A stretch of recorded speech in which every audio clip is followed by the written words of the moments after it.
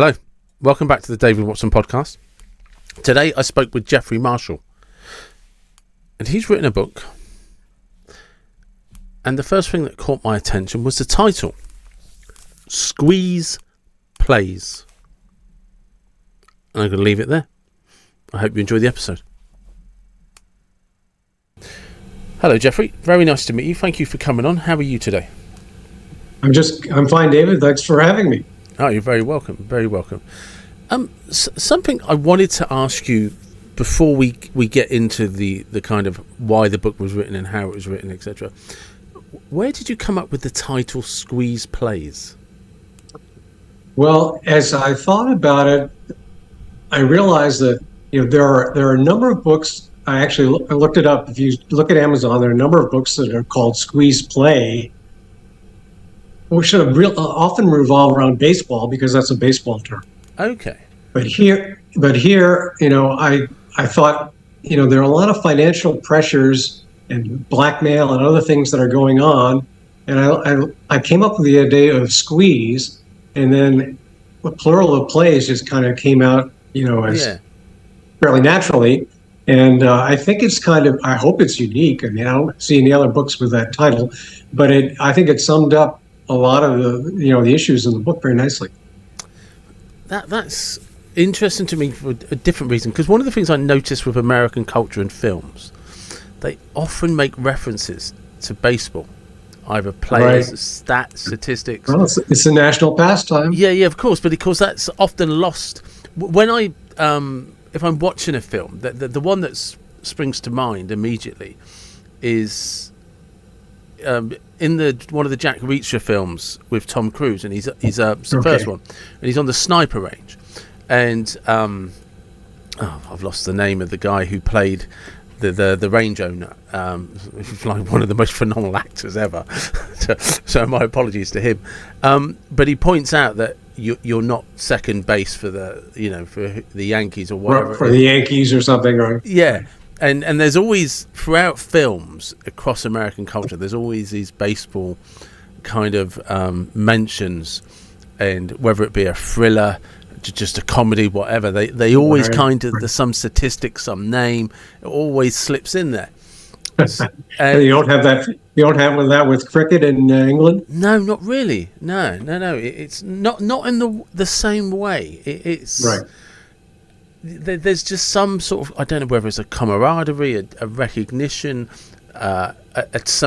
just people tipping their hat to an obsession. Yeah, it's kind of a touchstone. Yeah, it is some. So it's interesting then because Squeeze Plays. Now I understand it now with more depth. It's reference a title that references something completely different, and don't take it on its first meaning.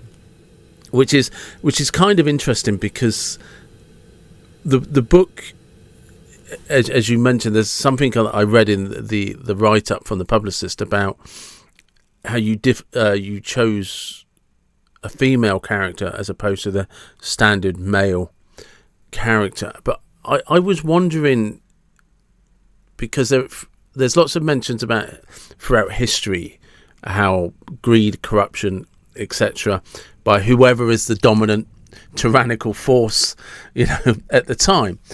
But when I think about it, that also plays for women. It just seems to be whoever is at the top always has to seem to have a nasty edge about them. Yeah, I think that's true. And of course, in my case, I really zeroed in on having a Russian oligarch as kind of the major nasty figure, and it was very topical. They're pretty secretive, powerful people, and who could make a better villain? The irony of that is Russians do the same with Americans. I suppose. No, they do. I used to work on a Russian project, and I've been to Moscow about 5 times and stuff. And Russians feel exactly the same way about Americans. If anyone is in America, in kind of Russian culture and stuff like that, whenever they want someone to not be trusted, or it's an evil person, it's always an American. Just like we choose Russians. It's that Cold War mentality. Yeah, but it kind of, the door swings both ways, and it's just Yes. funny as somebody's observed both sides of it, and and you just like, yeah, they have this. I was told this saying when I was out there, and it kind of always made me chuckle.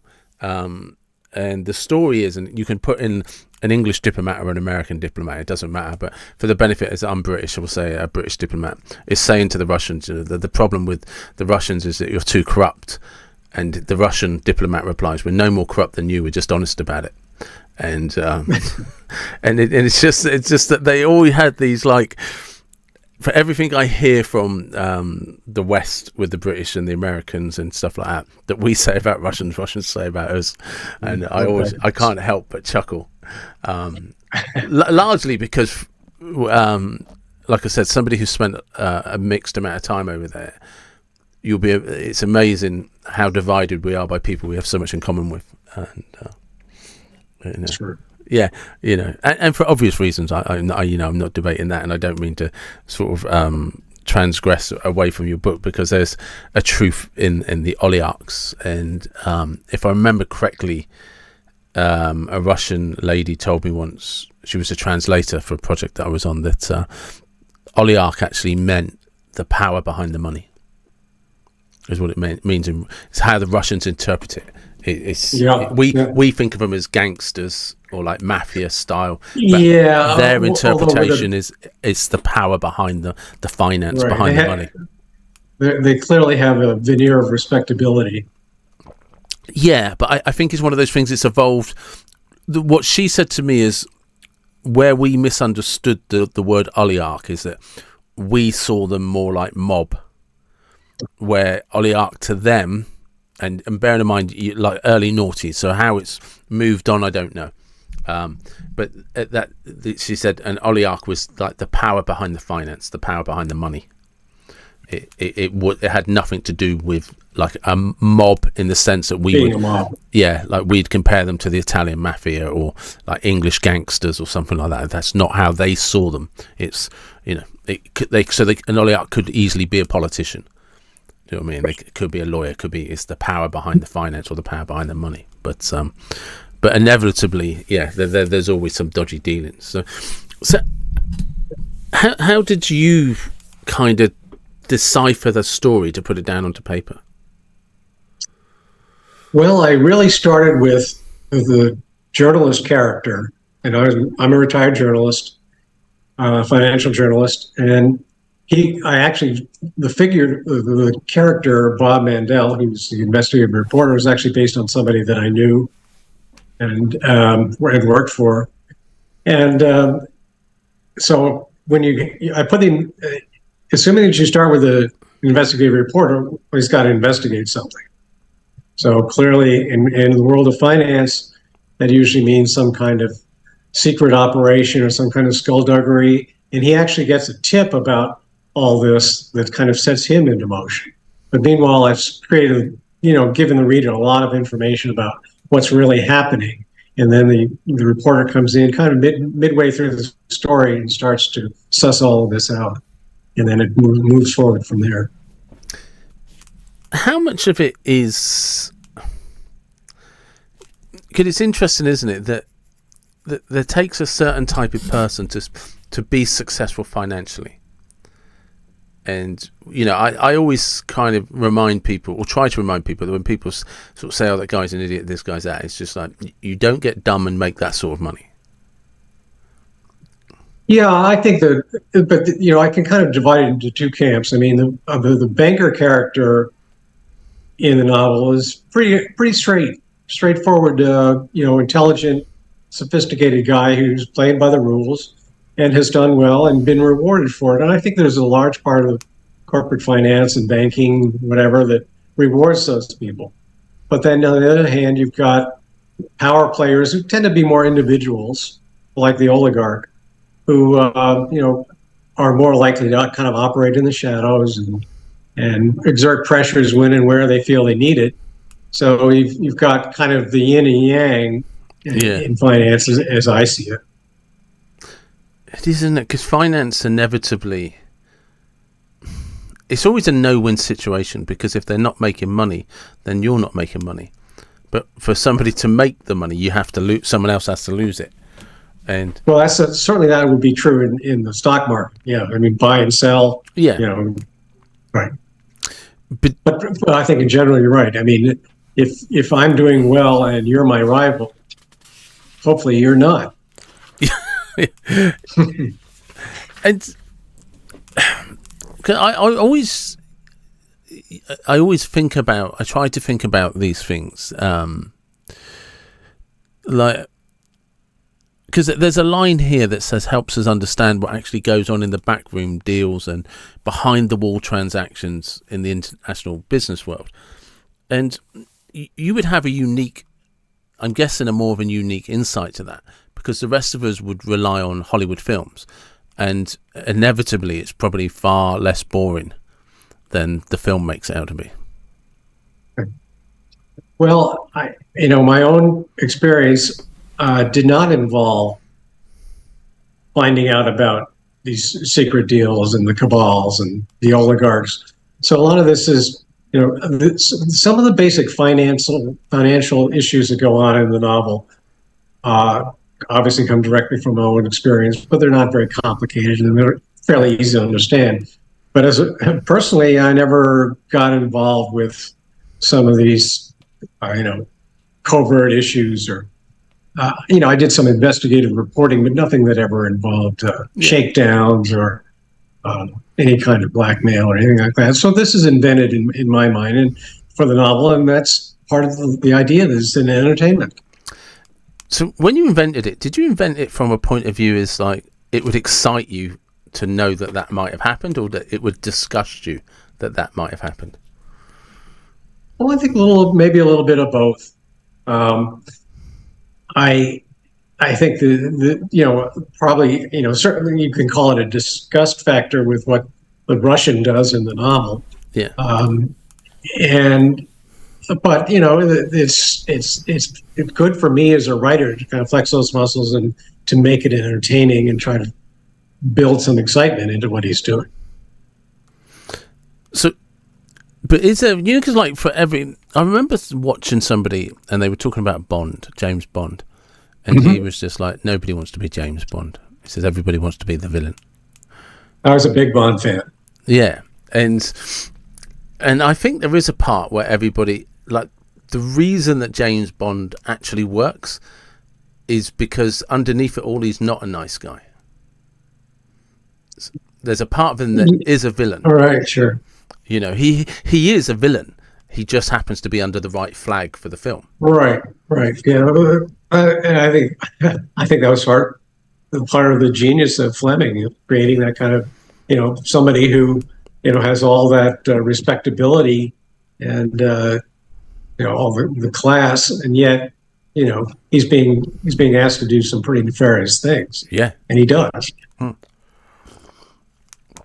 But it's sometimes the genius of the story, like with somebody like with Bond, is the films portray it as they don't want him to do it but he's like, no, I have to do it, otherwise we don't win. So everyone ends up rooting for the fact he's breaking the rules and going against the advice, and it's that weird human emotion where you start rooting for the good guy who's breaking all the rules. It's like, finally he's going to do it. Well, but clearly he's taking on the bad guys. The bad guys are very bad, and therefore, hey, whatever takes them down is justified. Did you think there's much of your affection for Bond in the story? No, not really. I don't think that really. There's a novel that Tom Wolfe wrote in the '80s called Bonfire of the Vanities. If anything, that was kind of more of an inspiration for me. Yeah. It's about rich people in New York, the kind of the top of the heap, and how they get into trouble and the issues that they come across. Is that how you stumbled into I say stumbled, it was probably deliberate with the Blackmail in? Blackmail was not in the Wolfe novel, that I, not in an obvious way, but to me, that kind of was seemed like a perfect mechanism for exploring the sort of the power play that some of these rich people get into. And it was, and then it in the novel it was actually a counter blackmail. So they're actually, the blackmailer is blackmailed himself, and that was not part of my original plot, I guess, but it seemed like, as it developed, it seemed like a logical thing to do. That's interesting, because often when I speak with writers, they have a fairly good outline mapped out. So you made a point there of just how that wasn't the plan, but it kind of evolved that way. Yeah, and I've mentioned this in a number of interviews I've done. There's a term called pantser, which is basically shorthand for seat of the pants. Yeah, and that's kind of how I develop stories. I do not outline rigorously. I start with a German idea, and then I kind of let it sounds kind of silly, perhaps, but I let the characters kind of take me down the road, and it's kind of an organic process, which may sound weird and probably doesn't work for a lot of people, but it's the way that I operate. So things will change along the way, and I rewrote the ending 3 times, and I've even heard of novelists that start with an ending and then build a story from the beginning, which I would never do. I want to be I want the characters to surprise me or fascinate me or do something crazy at the end. That's quite. I wonder if that's because I'm trying to think, because you're right. Most people have a general concept of how it finishes. Right. Now, I wonder if that's a confidence thing. I need to know what it is. Whereas no, I can't know what it is. Yeah. I mean, I think it's, and when you look at a movie or a TV series, as a viewer, you don't know what the ending's going to be. No. And you want to be surprised, or you want to be enthralled. And maybe a little of that is going on in my psyche as a writer. How do you plan your processing? How do I plan your process? Yeah. Yeah. Well, I kind of start with the characters, and I'll often, get to a certain point, and then I might have a series of Post-it notes or whatever that would kind of take me to the next chapter, but it might be just a phrase or a couple of sentences, and then I think it through and kind of flesh it out. And that's the way that the thing developed.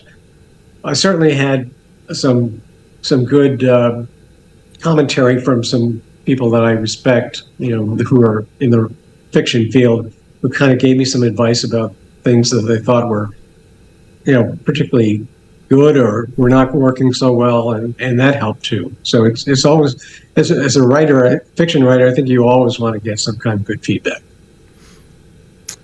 Yeah, that's definitely something that some people rely on.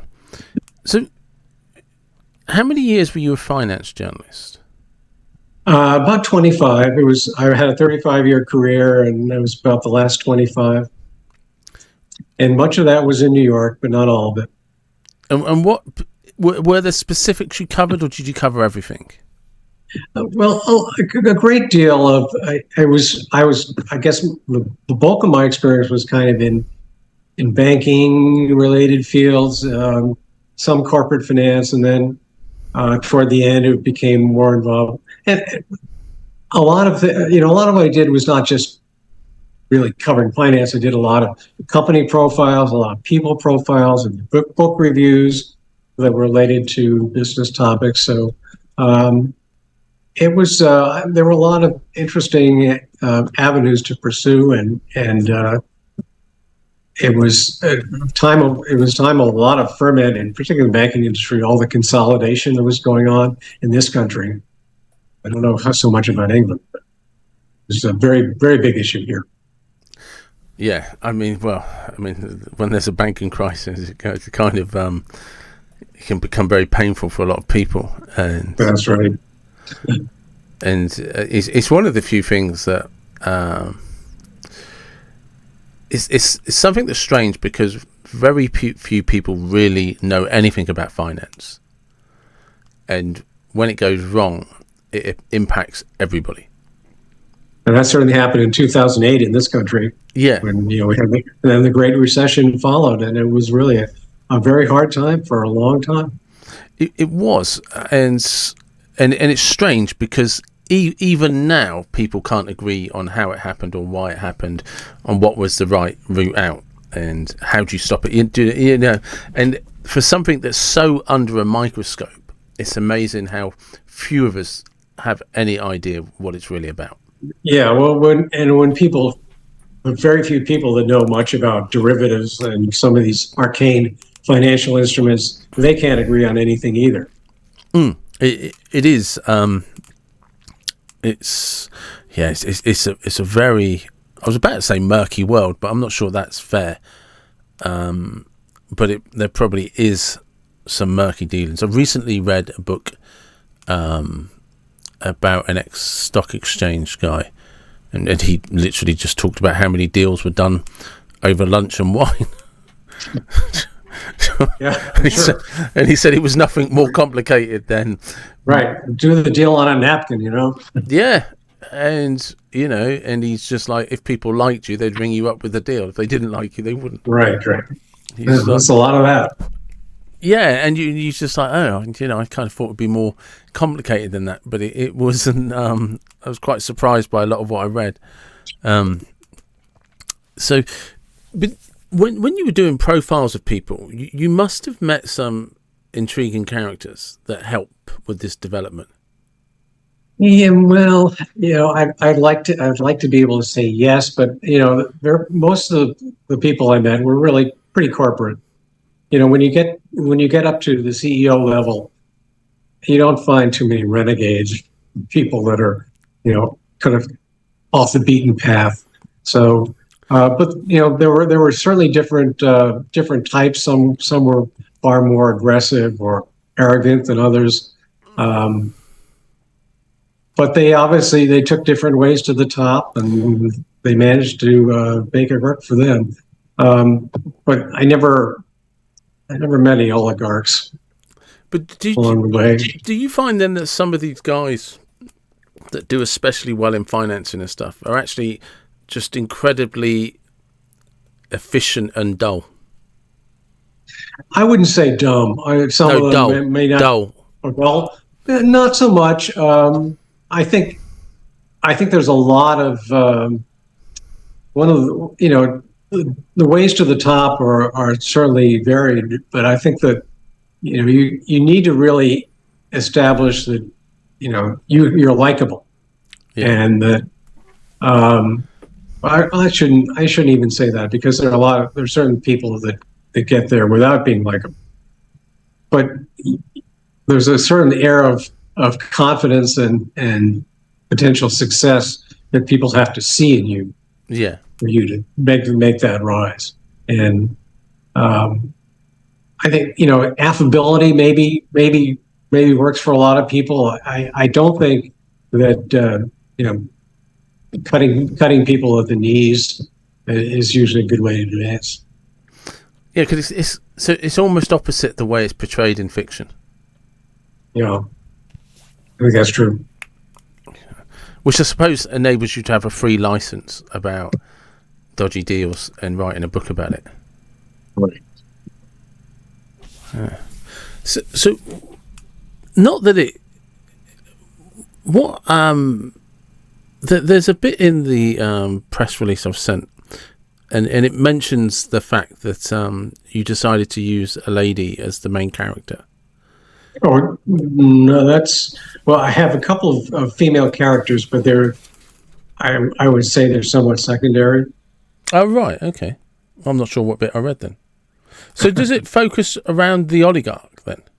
Well, there are three main characters: the oligarch, of the bank CEO, and the tabloid publisher, and they're all kind of become kind of interconnected as the story progresses. And the couple women characters, one is the strong women characters, one is the wife of the publisher, and another one is a younger woman who works for the oligarch and becomes kind of a central player in some of the plot developments. Yeah. All right. I'm trying to think what I read in the press release and that, you know. Yeah. So how does it start, and where does it start to unfold? Well, I really start by kind of laying out who the characters are, kind of what their milieu is, what some of their motivations are, and the real meat of the plot kind of unwinds when it's clear that there was a loan made to the tabloid publisher that's gone bad and it's not going to be renewed, and he's flailing around for a way to keep the company afloat. And that's when the Russian oligarch gets wind of this and comes in and says, "Oh, I can make you a deal," and he does. And that's where the blackmail starts to. That's actually kind of not. He's not blackmailing the publisher. He's blackmail. It turns out he's blackmailing the banker, and that's kind of a separate tangent. And that you kind of, so there were no scandals throughout your career that you kind of that gave you an insight. Nothing. No, nothing that really toppled the king or something of that nature. No. And I think those things happen, but not so much in the banking world. It's one thing if you're a cryptocurrency guy and you screw the world, but One or two. but in my experience, I didn't encounter those people. So where did it start for you then? This book? No, just where did your writing career start? Well, I got a master's in journalism after my undergraduate years, when I decided that I really did want to write and be paid as a writer, but didn't want to, get holed up in a garret and try to make myself a novelist. So that's come much later. But journalism was. I'm going back to the 70s now. Was really big business. You think of all the President's Men, and, and there's a lot of buzz about journalism, and it turned out to be it's a wonderful career. I started the general interest newspapers, and reporter covering local meetings and towns. That's kind of how you start, and kind of evolved into doing editing, copy editing, and I was kind of a jack of all trades. And as it turned out, as a writer, I ended up doing a lot of different things as well. How did? I mean, you started out in the 70s, and you mentioned all the President's Men. Yes. Is that how you remember the newsroom back then?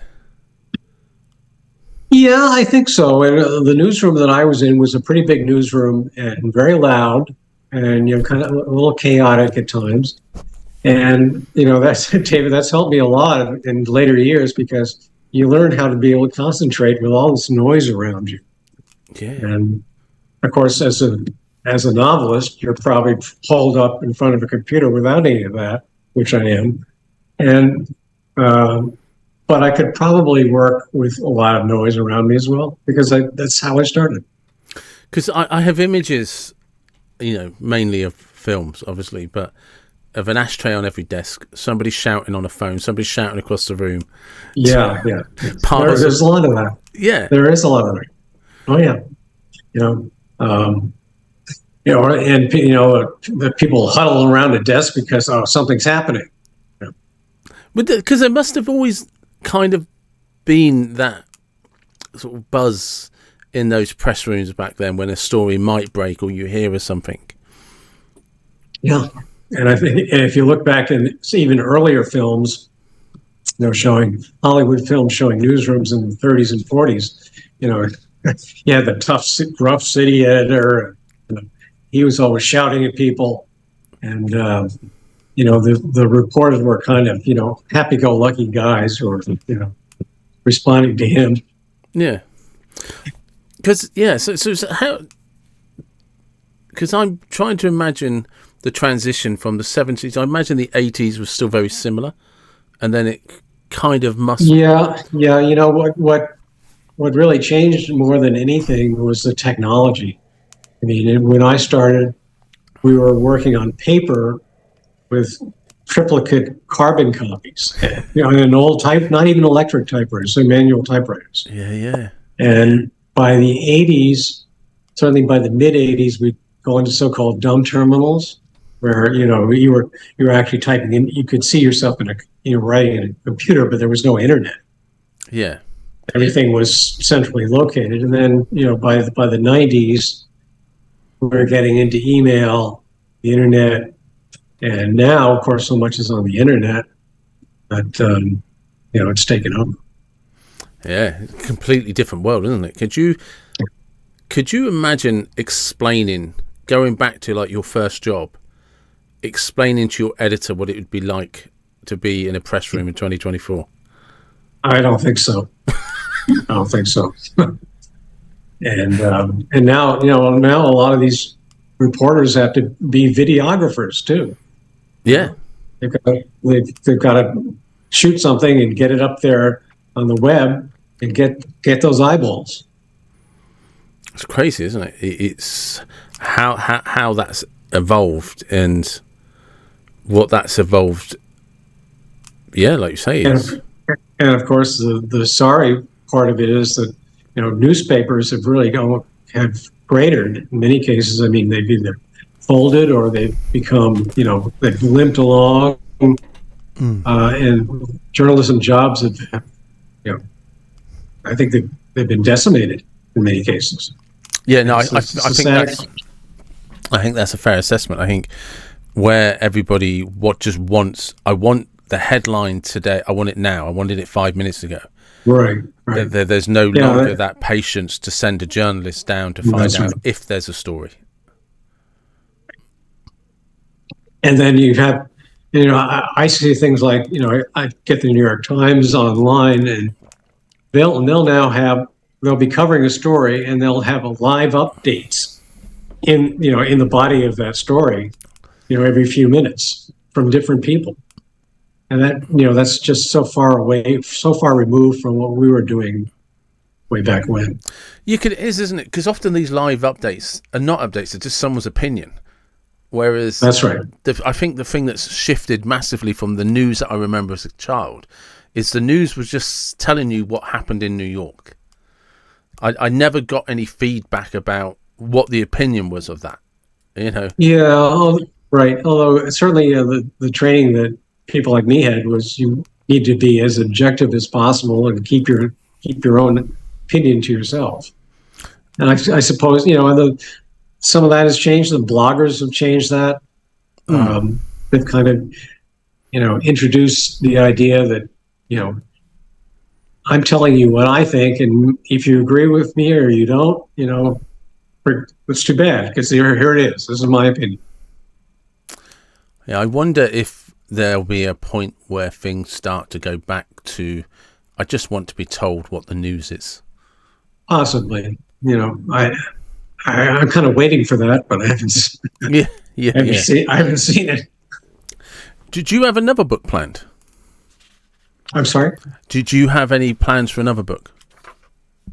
I do. I'll confess I'm in the process of kind of transitioning to a new home, and a lot of issues been going on the last few months. So it's kind of been on the back burner, but it would be, I have some ideas about doing kind of an environmentally related novel. It wouldn't be a thriller. but I haven't really sketched it out that thoroughly. I have the German idea, Yeah. but that's about all it is at this point. You know, when you first started writing the book, and you were saying that you don't have any idea of the ending because you want to just kind of let it evolve. Do you find yourself emotionally involved in rooting for one character over another? That's an interesting question.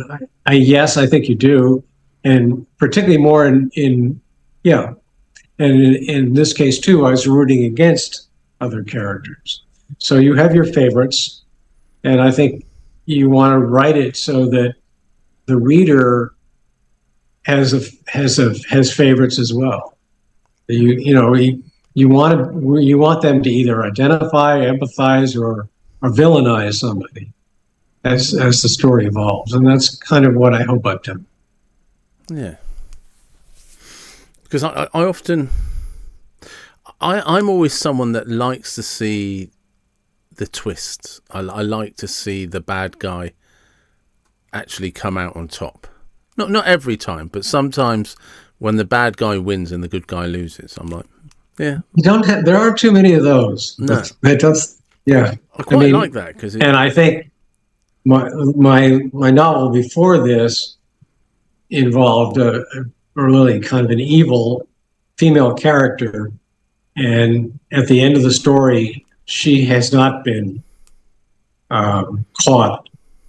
And there were some friends of mine who said, why did you let her get off?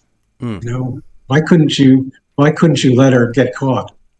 So, and part of what I wanted to do in that book was to create an ending where, is like, is she really going to get away with this? Yeah. I like that because it explores or highlights that the world actually can be quite unjust, and it's only in our moral framework that we believe that justice will prevail. And it doesn't always. And no, and somebody, I've asked people who would ask me, well, are you going to write a sequel to that? And I said, no, I've had it with this character, and what more can I do with her? She got away. Yeah. No. So when you were, we were talking earlier, and you said you sort of planned out their motivations. How do you do that? Did you have like a framework of what you expect from that character, so that you can then sort of pursue developing their personality? I think you make a certain amount of assumptions about how you want them to appear. But I think you want to put in some shadings as well. I mean, none of these characters are either perfectly good or perfectly bad. They're human. They've got their frailty, and particularly in the business world, a lot of that is not well known. You see the public figure, but you really don't know what's going on behind the scenes. But in building characters, it's probably maybe the most challenging thing I think for a novelist is to make them not necessarily likable, but understandable, whether they're good or bad. What are their motivations? What do they respond to? What drives them? And if you can kind of develop that, I think you've done a service for the reader. Because it's interesting, because we like to think that that there's such a thing as good and evil. And I was having this conversation with somebody the other day, and I was just like, evil people don't think they're evil.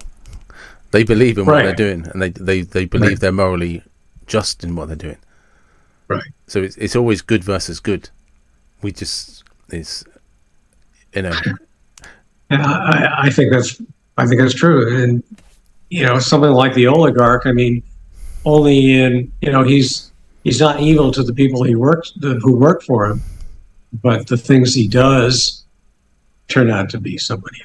So he's a complex character. That's what you want. Yeah, and he's Russian, so there's a stereotype. Yeah. That's one strike against him. Yeah, but that's the key to developing good characters, isn't it? I think so.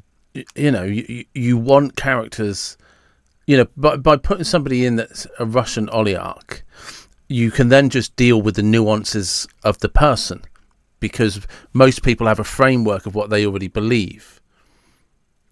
And I think sometimes I've seen it with writers where they try to be too clever, and by the time you've discovered who this person is, you're bored, because it's just like, it's taken me too long to learn who they are. Whereas, if you say Russian oligarch, I'm 9/10 of the way to who I think this person already is. Right. Yeah. Yeah, I think readers make assumptions based on sort of caricatures of people. But it's just like, if I said, the person was from Florida and this person was a born and bred New Yorker, there's two different people in mind. Yeah. If I said it was French or the person was English, it's two different people in mind. Mm-hmm. And from that, you can easily sort of interlay nuances of the character that might be outside the stereotype. Right. Yeah. And I think it's important that when, like you say, if you're trying to have a strong character, that you start with an immediate framework that somebody can recognize. I guess so. I think that was probably true for the three principal characters, and then later my journalist. I mean, I think as a reader, you would kind of start to understand based on who they are and make some assumptions. And then you put in dilemmas that will test what we believe their character should be. Sure. So, why satirical? Sorry? Why a satirical? Satirical? Yeah, why a satirical thriller? Well, I think that, again, maybe I'm going back to Tom Wolfe and his Part of the Vanities, but I've always admired writers that can introduce elements of satire and kind of making fun of some of these people, and it certainly made sense to me to try to bring some, I don't know what the word is, humility or whatever to some of these characters, because they're kind of at the top of the heap, but that doesn't mean that they don't have flaws. Yeah.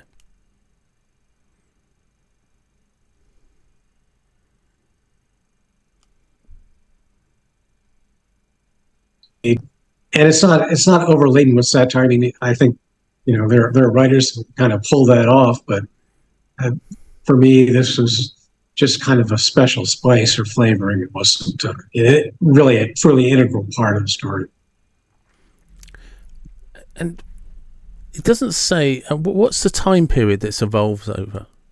Well, this is contemporary. Okay. And is there anything that you like, a situation where that happened in real life to some degree, and you then decided to just, do you know what, I'm going to use artistic license and just... Yeah, I mean, take one for example. There was the Russian buys a large block of the bank stock on the open market and tries to use that to leverage himself and get a seat on the bank board. Of course, the bank doesn't want that to happen, but things like that are very much going on in corporations, so-called raiders or players of one kind or another who are, will do that. They'll either buy stock or they'll make some kind of big play, and they might try to force out a CEO or change the company's strategy or something like that. So that clearly was taken from real life. Okay. Just, yeah, because you do sort of see that happening, don't you? You do, where people, they will buy a percentage and start trying to leverage influence or buy an opposing company and... Yeah. Yep. it's I think, and there's some very sophisticated people involved with a lot of money, and they're not they're not seen as very nice guys very often, particularly by the targets. Um, but it's part of the way the game's being played. So, I mean, as somebody that's worked in and around wealth, do you see common traits in any of those people? I think wealth in many cases brings a certain sense of not only self-satisfaction, but self-confidence. I've reached this station in life, and I'm comfortable with where I am, and I'm not willing to make radical changes because I'm pretty happy with what I've got. And certainly there are people in the financial world, particularly private equity and hedge funds, that are incredibly wealthy these days. I mean, they've got hundreds of millions or billions, and they're powerful. They know it, and I think they're pretty self-satisfied. Yes, I always, money and sex seems to be the two biggest fascinations of the human race, and it seems to be one of those things that I haven't experienced massive wealth. I've known a few wealthy people over the years, and I'm always trying to see what character traits they have in common. And because some are quite showy, but I find the richer they are, the less showy they are about it. I think that may be true, and that may be related to security, or the more money you have, I suppose, in some ways, the bigger target is painted on your back. They do seem to be ruthlessly competitive in their markets, though. Oh yes, sure. You always want to be the top dog. Yeah, so their idea of one-upmanship is it's not who's got the biggest watch, it's who's done the biggest deal. Right. They might not even necessarily have anything you can see that shows it. Or even someone like I remember Paul Allen, who was one of the founders of Microsoft. A techie nerd or whatever. And here he has a 500-foot yacht. Yeah. He didn't exactly retreat to his castle. But it's almost like those things. When I see that, because they do go the yachts, they do the big houses, but that's almost just like an inner child, because I can, right. And there's just almost a sense of, well, I can't not do that because I've got this much money, so I have to. I have to put it to good use. Yeah. So yeah, it always fascinates me, just the way the people at the wealth, the top of the wealth, how they act, how they think. Who knows? It's that thing that's intriguing about humans, isn't it? We're obsessed with power and wealth and sex and all of those things, and just lastly, what made you want to write this in the first place? Well, I think actually my wife gave me the German idea. She said, "Why don't you write something about Bob?" And Bob is the journalist character. So that really became the seed for the story. And then I really had to find something for him to investigate to probe, to expose, and that's became kind of the engine that drove the rest of the story. And but at the same time, I felt I needed a lot to develop the other characters before I brought him in, because he's the one that kind of ties them all together. Okay. Just lastly, and this is just a completely random question that's never related to anything that anyone does. It's just a play on people's imagination. If you could be any place, anywhere in time, where would you go? Bear with me. Where would you go? Why would you go there?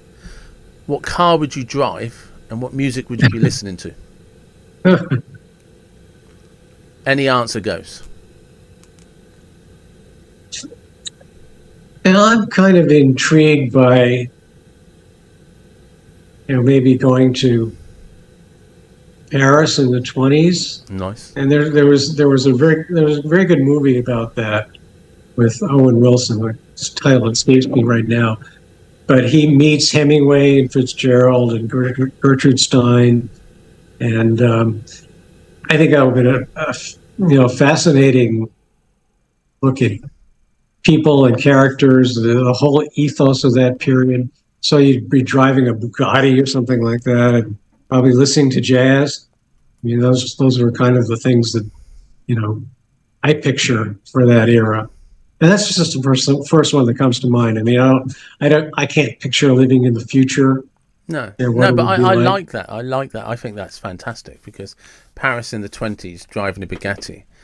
I suppose I should listening to jazz. So you're probably going to be at a bar in a club. So what would you be drinking? Right. What would you be drinking? I don't know. I'm not a big Scotch drinker, but I think that's probably bourbon or something like that. I mean, it would be hard liquor. That's kind of the way they operated. Yeah, they weren't drinking rosé. No, that's for certain. That's definitely for certain. That's been fantastic. Thank you very much. I appreciate that. My pleasure, David. Thank you. And there you have Jeffrey Marshall and Squeeze Plays. An interesting concept. The skullduggery. What we want it to be. And where does your imagination run when it comes to banking and finance? And the deals and the non-deals and the characters behind all of that? Well, don't forget, Squeeze Plays.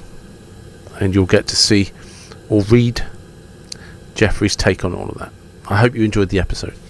As always, I appreciate the support. I appreciate you listening, watching, whatever format it is on. Please, wherever you are from, whatever you believe, be blessed, take care, and thank you very much.